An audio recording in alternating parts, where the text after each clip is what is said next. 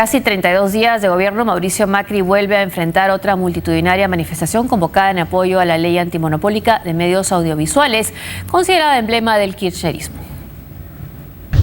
El descontento continúa. Mauricio Macri ya tiene más de 30 días en la presidencia y al parecer esta no será la primera ni la última manifestación organizada en contra de las políticas asumidas por su gestión hasta el día de hoy.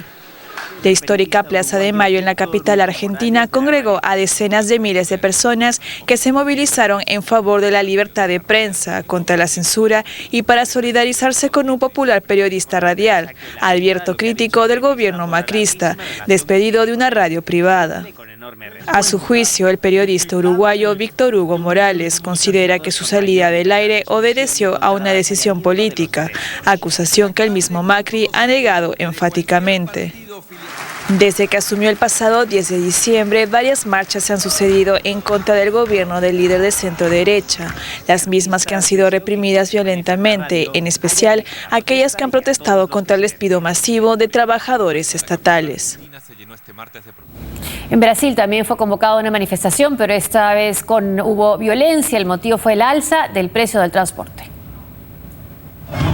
Una nueva protesta, convocada en Sao Paulo, Brasil, contra el alza de la tarifa del transporte público, derivó en enfrentamientos entre pequeños grupos de manifestantes y la policía, que los dispersó con gases y bombas de ruido. La caminata no había comenzado cuando la policía comenzó a lanzar gases lacrimógenos para impedir que los manifestantes se desplazaran desde su lugar de concentración en uno de los extremos de la emblemática Avenida Paulista. La acción policial provocó una estampida de personas que en su mayoría se congregaban de manera pacífica, pese a la presencia de algunos jóvenes con el rostro cubierto. Poco después, los manifestantes comenzaron a avanzar hacia el centro de la ciudad en medio de un fuerte contingente policial. En lugar de subir el precio, tanto el gobernador Alckmin como el alcalde Haddad deberían reducirla para llegar a un valor que le permita a la gente moverse en la ciudad de Sao Paulo. Nosotros entendemos que el transporte es un derecho y que cada vez que se sube la tarifa se está retirando el derecho, dificultando el acceso al derecho de la gente a moverse en la ciudad. Imágenes de la televisión mostraban a varios manifestantes heridos, mientras la Policía Militar Paulista informó en su cuenta de Twitter que 2 personas fueron detenidas portando artefactos explosivos. En su mayoría jóvenes, los manifestantes portaban carteles con leyendas como 380 no pago, en relación al alza del precio. La segunda jornada de protesta de este año, la primera fue el viernes pasado, también fue convocada por el movimiento Pase Libre, que pregona la gratuidad del transporte. En Sao Paulo, la enorme y superpoblada ciudad brasileña, el precio de la tarifa del transporte subió a partir del sábado de R$3.50 a R$3.80. En tanto, el gobierno paulista sostiene que el alza de las tarifas está por debajo al incremento de la inflación en 2015, que fue de 10,67%.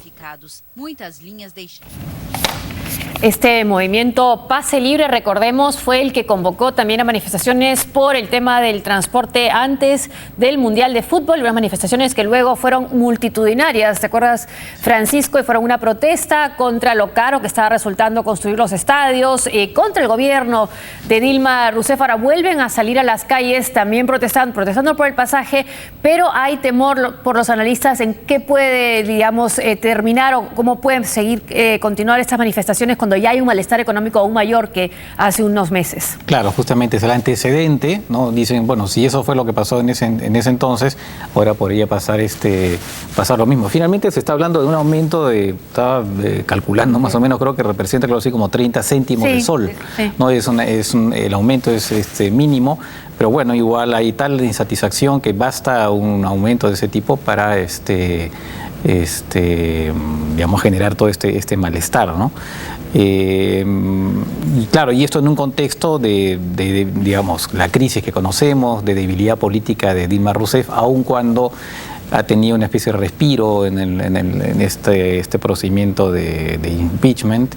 Pero claro, el clima en Brasil pues es fatal, ¿no? En estos momentos con la recesión, se está hablando de un 3% más o menos de crecimiento, más el 10% de inflación. En fin, la situación es crítica, ¿no? Y un país que va a ser anfitrión, ahora ya no hablamos del Mundial, sino de las Olimpiadas. Exactamente. Bien. ¿No? Sí.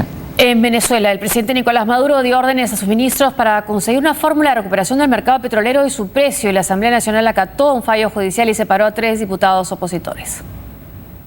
a la Junta Directiva de la Asamblea Nacional dejar sin efecto la referida juramentación y en consecuencia procede con la desincorporación inmediata de los ciudadanos Nirma Guarulla, Julio León Igarza y Rommel Guzamana. Con la lectura de la orden de la Sala Electoral del Tribunal Supremo, la nueva Asamblea Nacional de mayoría opositora que dirige Henry Ramos Salud decidió acatar el pedido de desincorporar a 3 electos diputados de la región Amazonas por presuntas irregularidades electorales. El diputado Héctor Rodríguez exige que la presidencia diga que se acata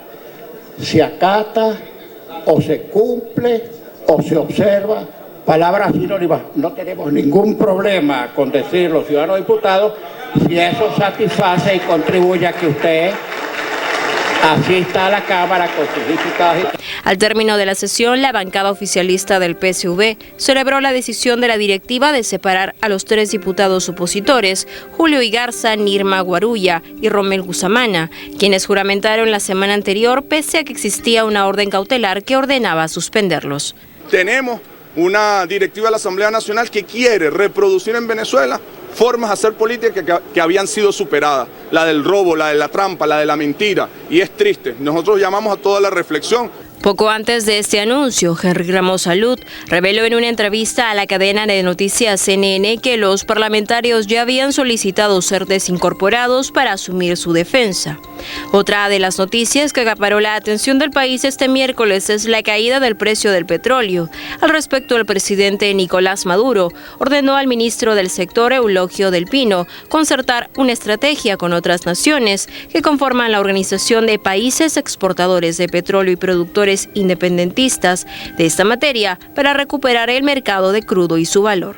He dado órdenes al ministro Eulogio Del Pino que reactive todas las gestiones ante la OPEP y ante los países productores de petróleo en OPEP para que detengamos esta guerra de precios y recuperemos el mercado de petróleo.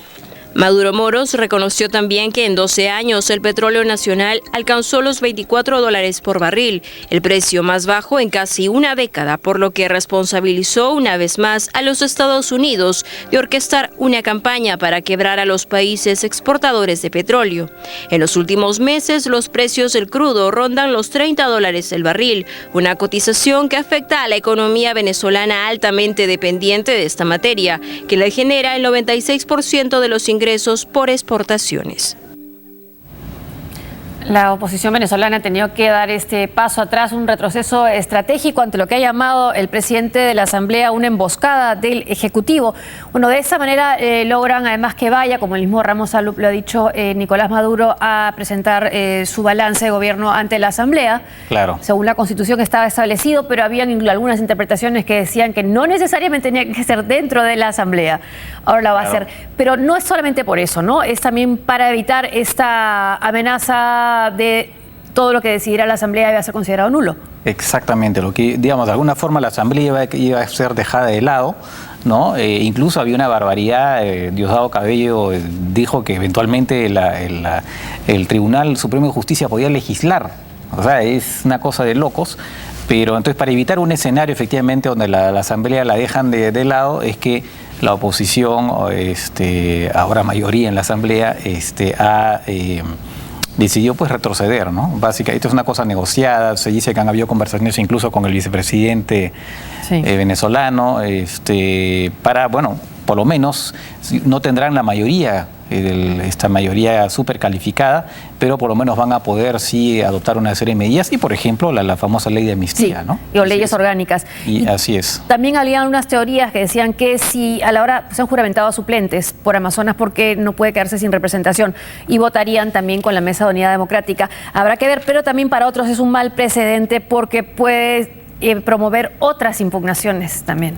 Porque hay unas que todavía están en curso. Además hay que recordar que esto es solamente, no es que hayan sido, es un proceso que está en curso ante el Tribunal Supremo de Justicia, han sido suspendidos en tanto, como una medida cautelar, en tanto se dio el proceso. Lo más probable es que estando el tribunal totalmente en manos del gobierno, al final del proceso sean destituidos, pero efectivamente hay otros que también han sido digamos, denunciados por el partido del gobierno. Entonces, eso podría llevar a... Pero lo que pasa es que, claro, hay una posición... finalmente es un tema de juego de poderes, ¿no? Finalmente es un tema de... Todos saben que esto es una emboscada, como se ha dicho. Jurídicamente no tiene sentido, es anticonstitucional, pero por otro lado tampoco se puede permitir quedar finalmente sin juego y quedarse con una asamblea a la que simplemente se le va a ningunear. Entonces, bueno, es una concesión realista, si quieres, ¿no? En España, tras un acuerdo cerrado entre el PSOE y Ciudadanos, se eligió a Patxi López para que sea presidente del Congreso. Escuchémoslo. Señorías, como comprenderán, es un gran honor para mí aceptar el nombramiento de presidente del Congreso. Y quiero agradecer, en mi nombre y en el de toda la mesa, la confianza que acaban de depositar en nosotros para dirigir y acompañar la vida de esta institución. Mila esker, bihotz.